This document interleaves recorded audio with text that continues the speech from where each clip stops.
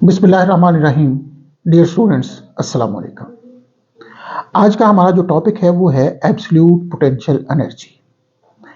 Absolute potential energy को पढ़ने से पहले हमें थोड़ा सा बैकग्राउंड पे जाना पड़ेगा कि व्हाट इज पोटेंशियल एनर्जी।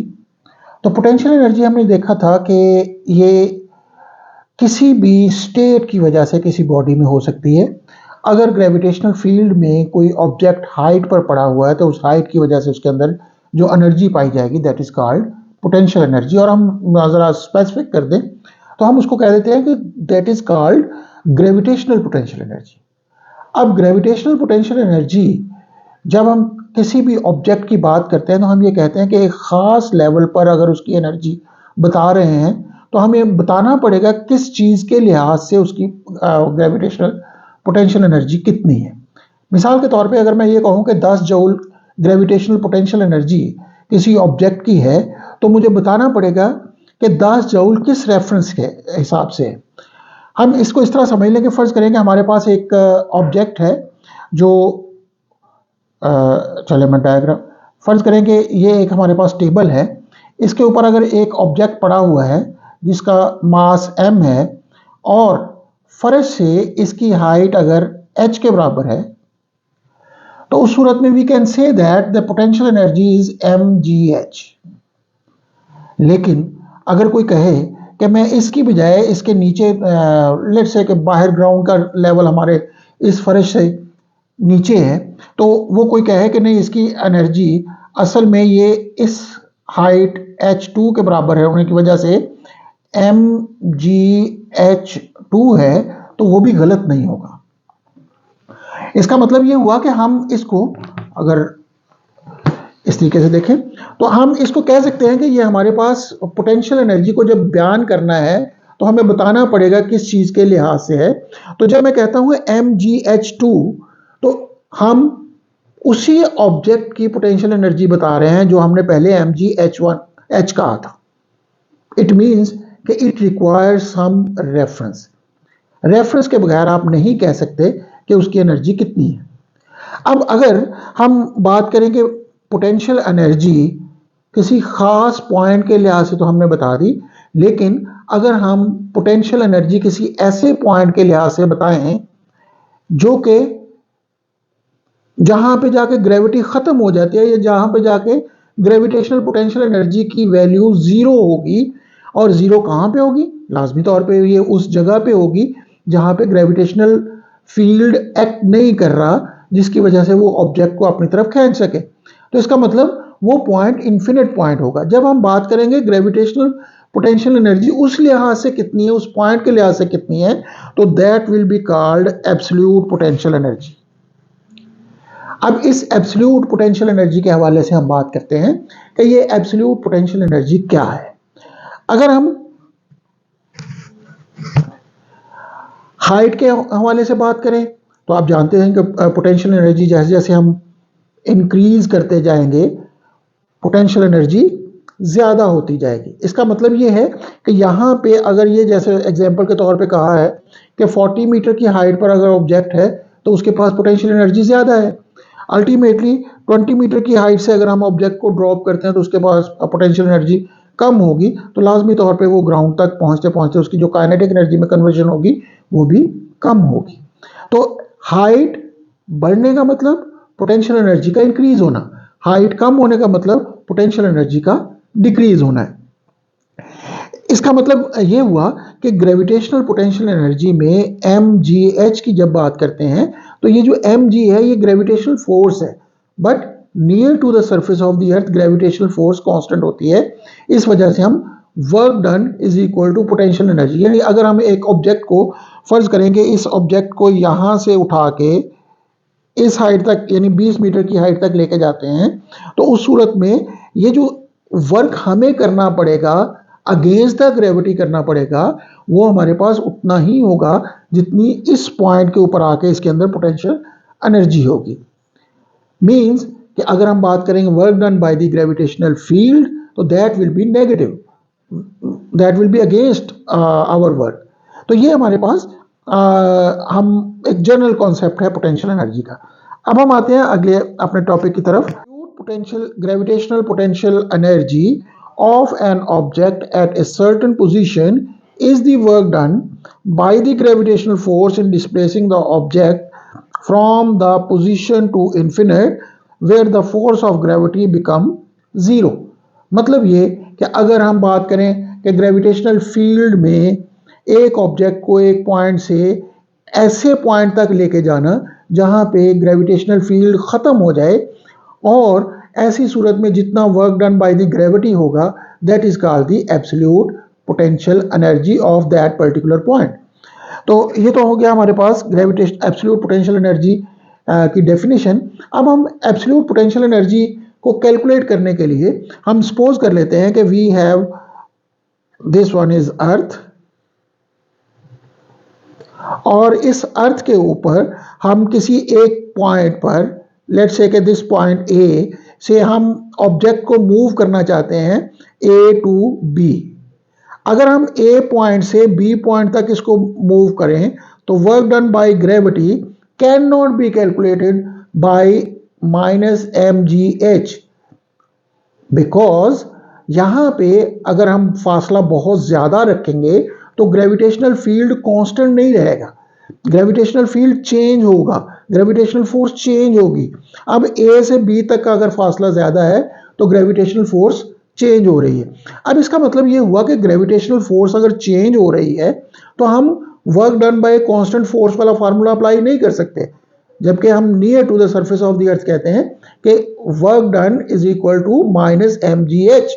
उसकी वजह यह है कि हम माइनस एम जी एच का फार्मूला यूज करते हैं जब हम फोर्स ऑफ ग्रेविटी को कांस्टेंट कंसीडर करते हैं, और that can only be taken near to the surface of the अर्थ। इसलिए हम क्या करेंगे, हम यूज करेंगे work done by variable force, और हमने पहले पढ़ा है कि work done by variable force calculate करना हो तो हम पूरे पाथ को स्मॉल स्टेप्स के अंदर डिवाइड कर देते हैं। अब उन स्मॉल स्टेप्स में डिवाइड करने का मतलब क्या है कि हम इस तरह करेंगे कि पॉइंट ए से बी तक के तमाम पाथ को 1 से 2 तक, 2 से 3 तक and so on up to, अगर हम इस तरह कंसिडर कर लें कि ये n-1 हो, n-1 से n तक अलग-अलग वर्क डन कैलकुलेट करें, और वर्क डन कैलकुलेट करने के बाद इन तमाम को ऐड करेंगे तो हमारे पास टोटल वर्क डन आ जाएगा to take it from point A to point B.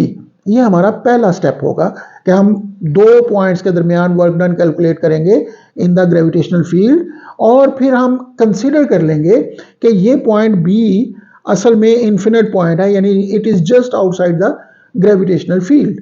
तो फिर हम देखेंगे कि हम work done by the gravity to take a body from A point to infinite point calculate करने के काबिल होंगे।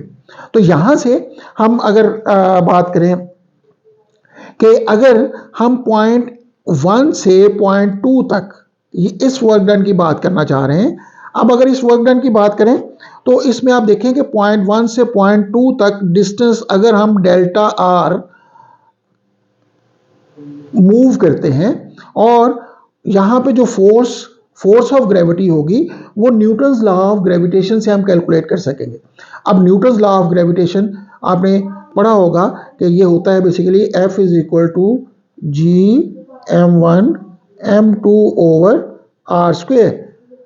यहाँ पे m1 हम मास ऑफ द अर्थ ले सकते हैं, m2 mass of the object ले सकते हैं जो इस वक्त पॉइंट ए पर है, और r वो डिस्टेंस है जो सेंटर से पॉइंट 1 तक है, और हम एज्यूम कर लेते हैं कि पॉइंट 1 से पॉइंट 2 तक का जो डिस्टेंस है इस दौरान में फोर्स कांस्टेंट ही रहती है, यानी हमने उसको इतना स्मॉल रखा है कि फोर्स कांस्टेंट है। और अगर ये फोर्स कांस्टेंट है तो इसका मतलब ये हुआ कि हम यहाँ से आर एवरेज डिस्टेंस ले सकते हैं from the centre of the अर्थ। तो अगर एवरेज डिस्टेंस लेना हो तो हमें कहना चाहिए कि यहाँ तक अगर डिस्टेंस r1 है पॉइंट 1 तक, और r2 डिस्टेंस है पॉइंट 2 तक, तो इसका जो एवरेज डिस्टेंस बनेगा वो r के बराबर होगा, that can B calculated bye r1 plus r2 over 2। इसी तरीके से अगर हम इन दोनों पॉइंट्स के दरमियान डिस्टेंस की बात करें, पॉइंट 1 और पॉइंट 2 के दरमियान डिस्टेंस की बात अगर करें तो that will be equal to delta R, और डेल्टा आर को that can be taken as r2 minus r1, क्योंकि r2 डिस्टेंस है पॉइंट 2 का फ्रॉम द सेंटर, और इसी तरीके से R1 डिस्टेंस है from point 1 to the centre, तो दोनों के दरमियान जो डिस्टेंस आ जाएगा that will be equal to R2 minus R1। यहां से अगर मैं R2 की वैल्यू कैलकुलेट करूं, R2 इज इक्वल टू, ये R1 को अगर मैं दूसरी साइड पे ले जाऊं तो नेगेटिव पॉजिटिव हो जाएगा, तो R2 is equal to R1 plus delta R बनेगा। इसको मैं वैल्यू पुट करता हूं R2 के अंदर। अगर मैं R2 के अंदर पुट करूं, और ये जैसे मैंने पहले बताया कि F is equal to G M M over R square, तो R की वैल्यू जो मीन डिस्टेंस होगा वो इस तरीके से कैलकुलेट होगा कि यहाँ पे R2 की जगह पे मैंने R1 plus delta R put कर दिया। इसका मतलब ये हुआ कि R इज इक्वल टू, अगर हम इसको कैलकुलेट करें तो यहाँ से R1 प्लस R1 2R1 आ जाएगा प्लस डेल्टा R ओवर 2, और इसको मजीद हम सिंप्लीफाई करें तो we can write it as R1 plus delta R over 2, क्योंकि ये R1 2 इसके नीचे भी आएगा और 2 इसके नीचे भी आएगा, तो ये हमारे पास R is equal to R1 plus delta R over 2 के बराबर आ जाएगा। इसका मतलब ये हुआ कि R हम यहाँ से कैलकुलेट कर सकेंगे, लेकिन अगर हम गौर करेंगे हमें जो चाहिए होगा यहाँ पे वैल्यू फोर्स के अंदर कैलकुलेट करने के लिए वो हमारे पास है R स्क्वेयर, तो R स्क्वेयर भी कैलकुलेट करना चाहें तो उसको करने के लिए हम जस्ट स्क्वेयर करेंगे, इस टर्म को इसका स्क्वेयर ले लेंगे, और जब स्क्वेयर लेंगे तो हमारे पास R1 square plus 2a into B plus B square, A square plus 2ab plus B square वाला फार्मूला यूज करते हुए हम इसको कैलकुलेट करेंगे। तो यहाँ पे डेल्टा R, अगर गौर करें पॉइंट 1 और पॉइंट 2 के दरमियान जो डिस्टेंस है ना, that is very small as compare to R1 और R2। तो R1 और R2 के दरमियान जो R1 और R2 जो डिस्टेंसेस हैं वो सेंटर ऑफ द अर्थ से पॉइंट 1 तक और पॉइंट 2 तक है, जबकि उन दोनों के दरमियान डिस्टेंस बहुत कम है। और जब हम उसका स्क्वायर लेंगे तो कंपैरिजन में R1 स्क्वायर के मुकाबले में डेल्टा R स्क्वायर बहुत ही स्मॉल हो जाएगा, इसलिए हम इस टर्म को इग्नोर कर सकते हैं। तो इसको हम इग्नोर कर सकते हैं as it is very small as compare to R1, लेकिन यहाँ पे हम डेल्टा R ओवर 2 चूंकि मल्टीप्लाई हो रहा है, इसको हम इग्नोर नहीं करेंगे, इसको हम एज इट इज रखेंगे। तो यहाँ से हमारे पास जो रिजल्ट आ जाएगा वो रह जाएगा R स्क्वायर बराबर R1 square plus R1 into delta R। अब डेल्टा R की वैल्यू दोबारा पुट कर दें अगर इसमें, तो ये R1 स्क्वायर प्लस R1 है R2 प्लस माइनस, ये हमारे पास सिंप्लीफाई करने के बाद कुछ इस तरह की सूरत हो जाएगी कि R1 स्क्वायर से R1 स्क्वायर कैंसिल हो जाएगा और जो बाकी हमारे पास टर्म बचेगी वो सिर्फ बचेगी R1 R2। इसका मतलब यह है कि इस फार्मूले में जहाँ पे हमने फोर्स लिखनी है F is equal to G M M over R square, R की वैल्यू जो आर स्क्वेयर की वैल्यू लिखेंगे वो R1 R2 के बराबर लिख सकते हैं। तो ये हमारे पास एक स्टेप जो हम आगे जाके यूज करेंगे, इसको हम आगे लिख लेते हैं कि जो हमारे पास R की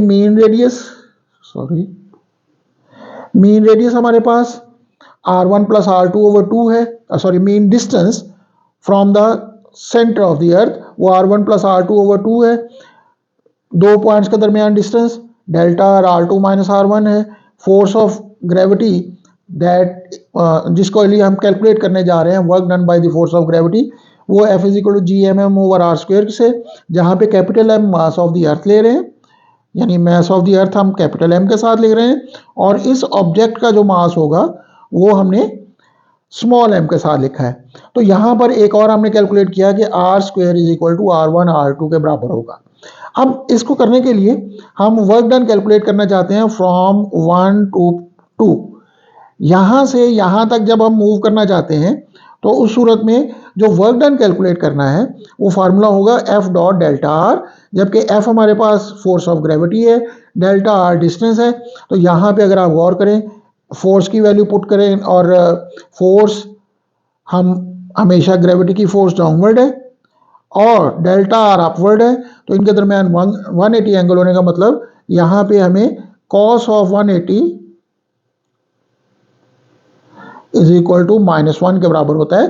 तो वो पुट करेंगे तो वो हमारे पास वर्क डन फ्रॉम 1 टू 2 आ जाएगा -F इंटू डेल्टा R। अब इसके बाद अगर हम वर्क डन फ्रॉम 1 to 2 में एफ की वैल्यू भी पुट कर दें तो ये एक्सप्रेशन इस तरीके से, एफ की जगह पे minus G M M over R square लिख दिया हमने, तो अल्टीमेटली रिजल्ट हमारे पास वर्क डन फ्रॉम 1 to 2, ये डेल्टा आर की जगह पे हमने R two minus R one put कर दिया, और वर्क डन कैलकुलेट करेंगे तो ये इस तरीके से R one R two R square की जगह पे। अब इस आर वन आर टू को इसके नीचे लिखें तो ये एक्सप्रेशन हमारे पास कुछ इस तरीके से बनेगा, और फिर ये आर टू के नीचे भी आर वन आर टू आ जाएगा, और आर वन के नीचे भी आर वन आर टू आ जाएगा। तो जब हम इस तरीके से लिखेंगे तो अल्टीमेटली जब इस तरह लिखा जाएगा R two over R one R two minus R one over R one R two, तो इस आर टू से ये और आर वन से आर वन कैंसिल हो जाएगा, तो एक्सप्रेशन हमारे पास रह जाएगा one over R one minus one over R two. ये एक्सप्रेशन आ गया हमारे पास work done to take when we move an object from 1 to 2। तो work done by the gravitational force will be minus G M M into one over R one minus one over R two. ये expression हमारे पास आ गया। अब उसके बाद अगर हम बात करें वर्क डन की नेक्स्ट 1 to 2, ये तो हमने कैलकुलेट कर लिया। अब नेक्स्ट हमने कैलकुलेट करना है वर्क डन फ्रॉम 2 to 3, यानी 2 से 3 तक वर्क कैलकुलेट करना है। तो अगर देखा जाए तो वही काम, वही सारे स्टेप्स इन्वॉल्व होंगे जो हमने 1 से 2 तक के लिए किए। तो जब 2 से 3 की तरफ जाएंगे तो हमारे पास इसी तरीके से लिख सकते हैं वर्क डन फ्रॉम 2 to 3।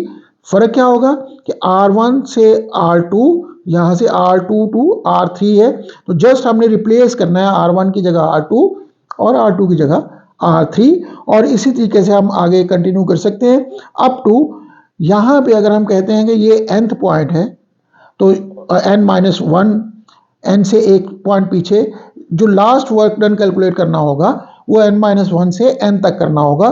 तो ऐसी सूरत में work done n minus one to n minus G M M one over R N minus, और इस तरीके से आ जाएगा। अब यहाँ से अगर हमने टोटल वर्क डन कैलकुलेट करना होगा तो उन तमाम वर्क्स को ऐड करेंगे। जब हम ऐड करेंगे तो हमारे पास जो एक्सप्रेशन बनेगा माइनस जी एम एम तमाम में आ रहा है, यहाँ भी यहाँ भी यहाँ भी एंड सो ऑन, हर एक में आ रहा है, तो उसको सब में को कॉमन ले लें। कॉमन लेने के बाद हमारे पास जो एक्सप्रेशन आ गया, पहले में 1 over R one minus one over R two बचा, दूसरे में 1 over R two minus one over R three बचा प्लस साइन के साथ एंड सो ऑन। ये हमारे पास टर्म बचती जाएंगी। इसमें अगर आप गौर करें कि हमारे पास जो एक्सप्रेशन है 1 ओवर आर टू नेगेटिव का है, तो यहाँ पे 1 ओवर आर टू पॉजिटिव का भी आ रहा है। इसी तरीके से 1 ओवर आर थ्री नेगेटिव का है, तो अल्टीमेटली इससे अगली टर्म में पॉजिटिव आएगा। ये पॉजिटिव का 1 over R N minus one है, तो इससे पिछली टर्म में माइनस वाली टर्म भी आ रही होगी। तो इसका मतलब ये होगा कि हमारे पास एक्सप्रेशन में पूरे में एक पहली टर्म बच जाएगी और एक लास्ट टर्म बच जाएगी विद नेगेटिव साइन। तो एक्सप्रेशन हमारे पास total work done minus G M M into one over R one minus one over R N के बराबर आ जाएगा। ये जो एक्सप्रेशन है ये हम कह सकते हैं पॉइंट 1 से पॉइंट n तक के लिए जितना वर्क डन कैलकुलेट होगा वो हमने कैलकुलेट किया है। अब उसके बाद अगर हम बात करें कि टोटल वर्क डन, वो तो आ गया हमारे पास from 1 point to nth point हमने कैलकुलेट कर लिया ये एक्सप्रेशन के साथ, minus G M M one over R one minus one over R N. और अगर पॉइंट n इन्फिनिटी पे हो, यानी ये पॉइंट अगर हम मान लें कि ग्रेविटेशनल फील्ड यहाँ पे ख़त्म हो जाता है, तो ये अगर पॉइंट n इन्फिनिटी पे है मतलब आउटसाइड द ग्रेविटेशनल फील्ड है, तो लाजमी तौर पे जो डिस्टेंस लेंगे यहाँ से R N that will approach to infinity. अब अगर आर एन इन्फिनिटी होगा तो ultimately 1 over R N zero के बराबर होगा, क्योंकि 1 ओवर इन्फिनिटी बराबर जीरो के होता है। अब अगर ये 1 ओवर इन्फिनिटी जीरो हो गया तो यहां से work done from point one to infinite point will be equal to minus G M M over into one over R one. R one starting point था और nth पॉइंट अब infinity पे होने की वजह से 1 ओवर आर एन जीरो हो गया था। तो ये हमारे पास एक्सप्रेशन टोटल वर्क डन आ जाएगा। और हम जानते हैं कि work done to take a body from A point to infinite point is called absolute potential energy. Therefore the general expression for the gravitational potential energy of a body situated at a distance r from the center of the earth is u is equal to minus G M M over R. यानी ये u हमारे पास absolute potential energy का symbol use किया जा रहा है। तो यहां से हमने also called absolute value of gravitational potential energy of a body at a distance r from the center of the earth। यानी अगर हमने डिस्टेंस r पर ऑब्जेक्ट रखा हुआ है, यानी यहाँ इस पॉइंट का डिस्टेंस एब्सोल्यूट पोटेंशियल एनर्जी मालूम करना चाह रहे हैं, तो यहाँ पे जो एक्सप्रेशन होगा उसमें स्मॉल r यूज होगा।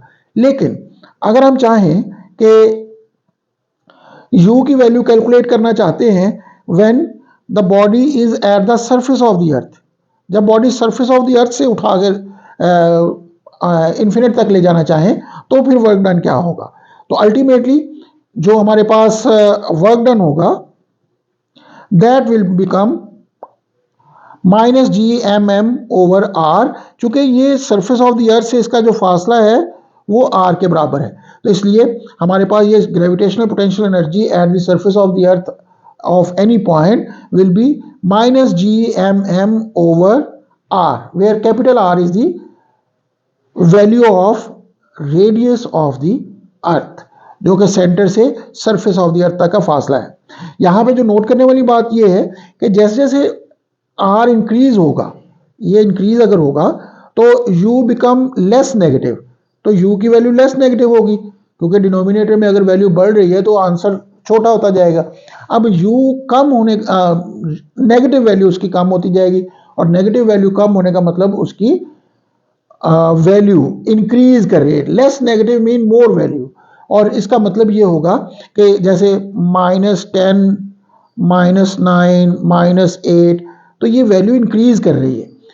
इसका मतलब ये है कि जैसे जैसे हम ऊपर की तरफ जाएंगे पोटेंशियल एनर्जी की वैल्यू बढ़ती जाएगी, और इन्फिनिट पर जीरो होने का मतलब यह है कि वो मैक्सिमम वैल्यू पहुंच चुकी होगी। उसके बाद उसकी जीरो वैल्यू का मतलब मैक्सिमम वैल्यू, क्योंकि हम नेगेटिव वैल्यू को कम करते करते zero -10 -9 up to -3 2 -1 and then zero, इस तरीके से पहुंचेंगे। और now the absolute energy of the surface of the earth पे रेडियस r पुट कर दिया, तो इस तरीके से हमारे पास जो अहम पॉइंट इसमें नेगेटिव साइन का है कि नेगेटिव साइन क्या जाहिर कर रहा है। नेगेटिव साइन ये जाहिर कर रहा है कि हमारे पास फील्ड अट्रैक्टिव फील्ड है, यानी जो ग्रेविटेशनल फील्ड है that is of attractive nature. अब अगर नेगेटिव साइन की वजह से हम कह दें कि अट्रैक्टिव है, तो इसका मतलब है अगर हम एक ऑब्जेक्ट को ऊपर की तरफ लेके जाना चाहें तो वो उसको नीचे की तरफ लाने की कोशिश करेगा। तो the above expression gives the work or the energy required to take the body out of the gravitational field, क्योंकि हमने कहाँ पे लेके जाना है, उसको इन्फिनिटी पर लेके जाना है, और इन्फिनिटी का मतलब क्या है, that is just outside the field where the potential energy with respect to the earth is zero. तो जब हम जीरो के लिहाज से किसी भी क्वांटिटी को मेजर करते हैं तो आमतौर पे उसको एब्सोल्यूट वैल्यू कहते हैं, क्योंकि वो चेंज नहीं होती। अब हमारे पास रेफरेंस जीरो है, हम किसी भी पॉइंट के लिहाज से उसकी पोटेंशियल एनर्जी कैलकुलेट करेंगे तो वो एब्सोल्यूट पोटेंशियल एनर्जी होगी। ये था हमारे पास एब्सोल्यूट पोटेंशियल एनर्जी, और यहाँ से हमें ये पता चलता है कि जैसे जैसे हम बुलंदी की तरफ जाते हैं हमारे पास पोटेंशियल एनर्जी की वैल्यू बढ़ती है, नेगेटिव डिक्रीज करती है, मतलब उसकी वैल्यू बढ़ती है। होप आप लोगों को इस टॉपिक की समझ आ गई होगी। अगर आपके ज़हन में कोई क्वेश्चन है तो कमेंट बॉक्स में जाके आप मुझसे पूछ सकते हैं, मैं इंशाल्लाह कोशिश करूंगा कि आपको बहुत इन टाइम आंसर कर सकूं। Thank you so much for your listening और hope for the best. Thank you.